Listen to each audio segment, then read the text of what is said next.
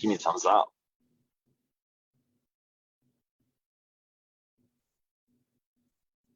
Yeah. Franchising the Novak brand. Going to talk about it today. London, Paris, New York, and DY. Who knows?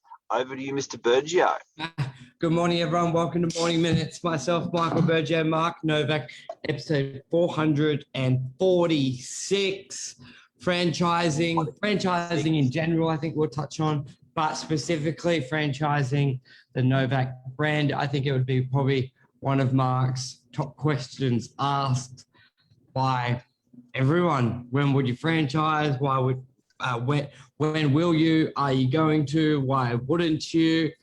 So we thought we'd talk about it. So in the future, Mark can just send people the link to the video. Don't answer the question. Here's my link. Yeah. What do you reckon? The question goes to you. Question goes to me. What do you Mr. Well, first of all, there's huge benefits.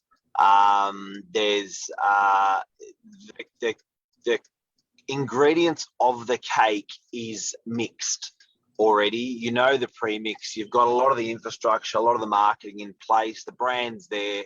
How easy is it just to cookie cart and push it out there into the marketplace? And I guess it's a fair question that people always ask us.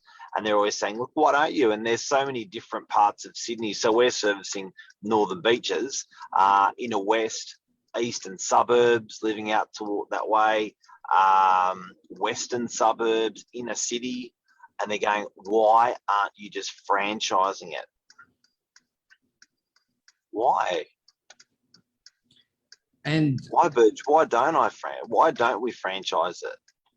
Well, there's probably a couple. There's always the more officers, the more headaches. You basically double everything. You're doubling staff. You're doubling printers. You're doubling two premises. So it depends on what model you want to work under as well. I think some people go into it with a naive look and go, oh, double the officers, double the money. But that's not necessarily the case as well, especially if we're already operating across all of Northern Beaches anyway. What is that advantage of having another office somewhere else, especially with online? Well, yeah, particularly with online, I guess, a good saying is I'm happy to live in the world and not try to own it. It's I guess the Northern Beaches I've grew up there. Our sort of family is there. Majority of our family, our tribe, our friends, and that sort of stuff. And I think a part of real estate is very, very relationship based.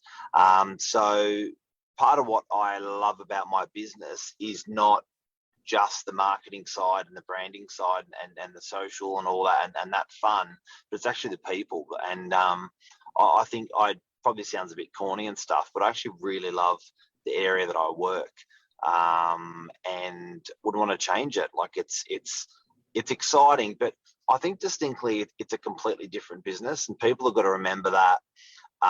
It's great to say, look, that's easy, just franchise it, but you really are getting into it's the same industry, but it's different business, and you're starting to maintain standards that a lot of them are not within your control or even within your area to control. So it's just a completely different model. I'd love to hear anyone's comments today to see what you think of that potential of franchising.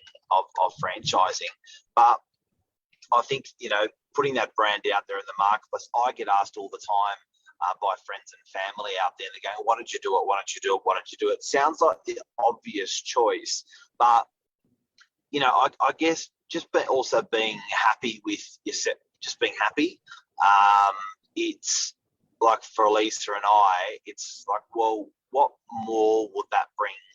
Do you know what I mean? Like, is the risk versus the happiness, and it's like we actually really like what we do and sort of where we are in our business, and when that added layer of franchising out? Like, what's really going to change? Yeah, and just so Sean says, good morning, Philip. Good morning, evening. I think Philip's in England, so evening for him. Luke says, scale. Good day, Michelle. Keep the focus. Scale. All comes down to way of life, international or Novak.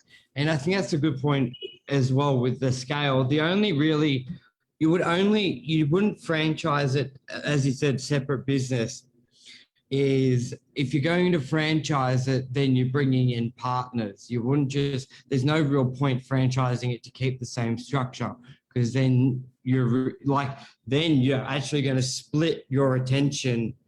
Instead of being solely focused on one office, then it's going to be split. So then that's just, and unless you've got, because most companies who then franchise it, they actually have partners who buy in and they run that office. So then in theory, then they're going to have two people with the sole focus. There's no real benefit if you don't want to go down that avenue of partners, and there actually is no benefit to franchising it. If anything, it'd be a detriment, one, to the way of life, but also you won't be able to scale it out. And I think anyone who owns a business, unless you have someone who's got stake in the business, it's never run the same. Like if you're making coffees, like the owner who's hands-on compared to having just an employee. You ask many people in the restaurant game, the owner's got to be there basically, whoever's got the biggest stake on the floor. There's a big difference on how it's run. So that's the main thing. You wouldn't just open up another store in Monavale just for the sake of it, and then you have, say, you and Lisa split between two. It'd be worse. Yeah, and sometimes I wonder, Burge, is it ego? Do you know what I mean? Like, are people people doing it for ego, where they want? Are they genuinely doing it to prosper and do better, or are they doing it for ego? Because certainly I think with franchising, our name out there is like, really, what is the benefit? And it probably sounds, I don't mean to sound spiritual or anything, but it's, what's your key belief system? What are your key beliefs, and is that part of your key beliefs to go to a second, 10th, 20th office under the same brand? And what are you actually in the business for? It's, I guess we never got into business for sort of worldwide domination. It was always about putting kids through school. It was always about family, and bit of holidays as well, and a good balance. So I think for that, like, it's sort of, it does that, and I do find even getting behind your crew. So rather than trying to build your second, third, and fourth office, I like the fact just to get behind your crew in the office, your A team in your office and your B team in your office, and get behind those guys and build those guys. And in turn, building those guys builds up anyway. It's scalable. Yeah. Well, I think the only thing is the people in our area, the people who have done the other office, they've done it with one of their crew to start it up with them. So builds them up that way. So it's all different.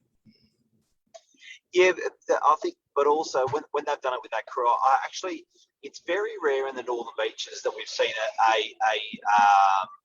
a second or third office succeed over the last 50 years. Like, it doesn't seem.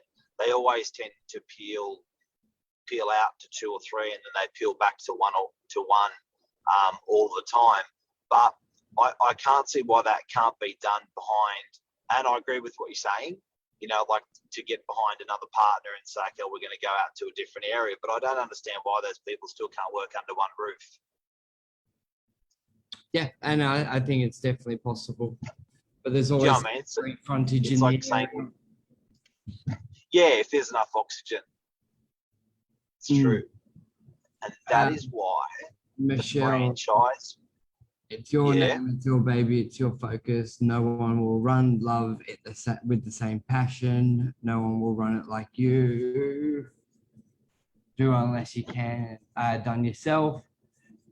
And is it worth it? Love your family, love life, family, all the wealth you need. Very true. That's sort of what you're saying before, Mark, with holidays, balance. Yeah.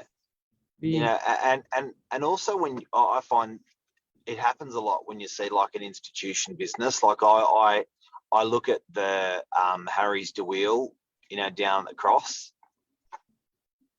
Where's You've been to that hot dog Harry's DeWheels in the cross? Negative. No, that's not the pie shop near the Navy base. Yeah. So, you know, you go down there and you see it's just got this, it's this institution, it's this incredible business. And then you've seen they've tried to open in different parts of Sydney and you're like, nah. Yeah. Do you know what I mean? It just never, these institutional style businesses, which I love going to, but often when they open up, you know, those, you know, 10 offices or 20 offices, you know, I think, what was the donut, Krispy Kremes, you know, and they open up and they had that one sick place and you used to get him and then suddenly they were in. It was almost like the ritual. You went to the airport, you got them, and then when it sort of, and it was almost, it was almost what made it special was how rare it was, but it's also the airport, being at the airport vibe. Either you're leaving or you're coming back or a loved one's going or leaving, and then you have that reward. It's part of the whole package. But why then not? You just go to the 7-Eleven and pick it up. It's a very different experience. And I think they were associated with that for a very long time, especially when you would drive out to the actual place and watch them being made. It was very interesting. I don't know what that is, but I also feel that that's pretty cool. You know what I mean? I think that I really like that. And I think going into a multi-office franchising out the Novak brand, I think it's the same thing there. Like, you know, it works. Everyone does very well under the banner. It pays a lot of people's bills. And you think, why would you sort of mess with that? You know, it's going good. And I guess it's a brand that's been around for 20 years. I think people don't really realise that. But it can easily and comfortably the next 20 years, 30 years, just keep pumping, you know, doing what it does for the people, serving the Northern Beaches community, and that's its function. And when I was having a chat to a mate yesterday who brought me on to think about it, I think that there's so many other functions in your life. It doesn't have to be that one that takes over everything. You know, your world, your life and stuff like that. There's family, there's travels, there's investments, you know, property investments and stuff like that one does. And I think, you instead of putting all of your eggs in that one franchising basket, I think it's nice to have a good balance on everything else that you do as well. I also think the big thing is saying what you said before. It's a separate business. You see that all the time with like tradies. They go from being a great built carpenter then to running the business. It's totally different. And there's a lot of people who can make great furniture but can't run a business for shit, or vice versa, can't make anything but can run a great building business. So as you said, if you went franchising, it's a different business and model. It's you almost throw out what you've known, well, not throw out, but you're learning something totally new. Yeah, absolutely. And look, that's I think there's a beauty in seeing that tradie do what he does best. You know what I mean? Like I see Deegan, our plumber, and he's been working with us for 17 years.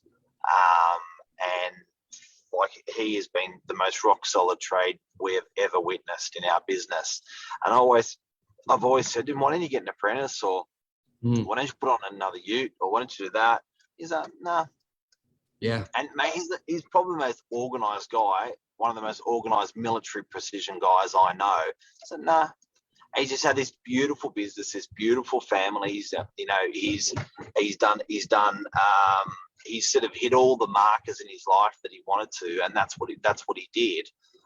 No need to, bigger, better, stronger. He made different types of investments in family. in his mates, and he makes beer, and I think that's really, really cool. Do you know what I mean? Like, it's not just about, okay, now we're going to put on 2 trucks, now we're going to put on 10 trucks, now we're going to put on 20 trucks, and then next thing you know, one's divorced and this and that, and you think, what's important? You see that people do that all the time. They almost feel like if their business is doing well, they're obligated to grow it. It's very hard to do well and keep it the same size. You almost feel guilty, or you have to do it well. You see it all the time with a great restaurant, as you said, with Harry's. They did one well, which if they just stayed with that and focus money elsewhere, or the attention elsewhere, or life, rather than now this is doing so well, let's open a second, third, fourth. It doesn't go so well, and before they know it, they don't know where they are. I think that, as you said with Deegan, there's an artwork and a beauty in It's almost like staying true to what your original plan was. Like, if someone opens up, let's say Harry's, for example, they probably didn't plan to open up 4 or 5. They had a very modest, let's do this, let's earn this, and this will enable us to do that. And then it does well, does better, and before you know it, they almost feel like they've got to do more. And then 10 years pass, and they're like, shit, how did we get to here when all we wanted to do was here, and we haven't seen the kids in 10 years because we've gone off track, where this was supposed to earn X amount, pay for these things, and we got carried away in the constant grow. Like, I think there's a difference between standing still. I don't know how to put it in words, but you're not going forward as in opening more businesses, but you're not going backwards, but you're sort of just working on where you are, fine-tuning where you are, refining, but not necessarily adding businesses or shops or staff. Yeah. It's soul-building stuff. Do you know what I mean? Like, it's not just, building your pockets. I think it's building what's actually important to you, and that's different for everyone. What makes everyone click and what makes everyone happy. But yeah, I think it's pretty interesting. There's some amazing businesses in Sydney that we've seen. Like, what I'm interested with, the Marrickville pork roll. Yeah. They've been running out of a toilet block for, I think, 20 years. Literally a toilet block. 12 square meters, little shop front, 3 little ladies crammed in there making hundreds of rolls, and a queue right down the street all day long. Now they've gone into a premises 10 or 15 times bigger. I wish them well. Do you know what I mean? But it's whatever. I'm not saying it's bad or good, but it's just interesting.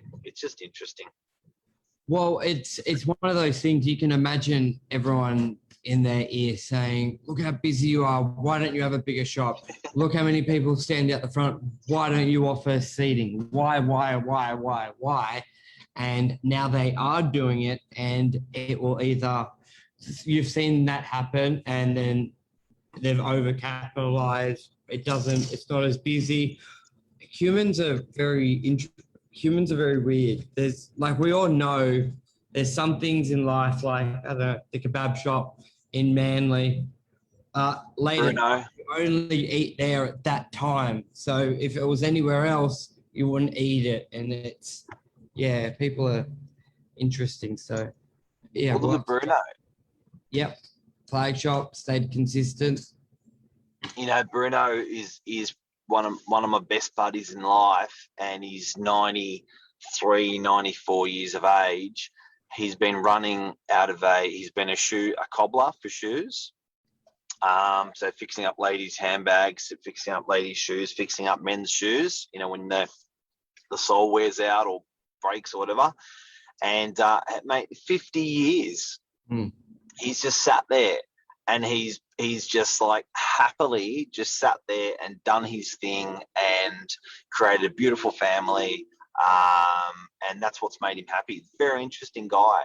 You'll find him on my socials if you search Bruno and Novak. He's got an incredible story, and boy, has he had some fun with what makes him happy.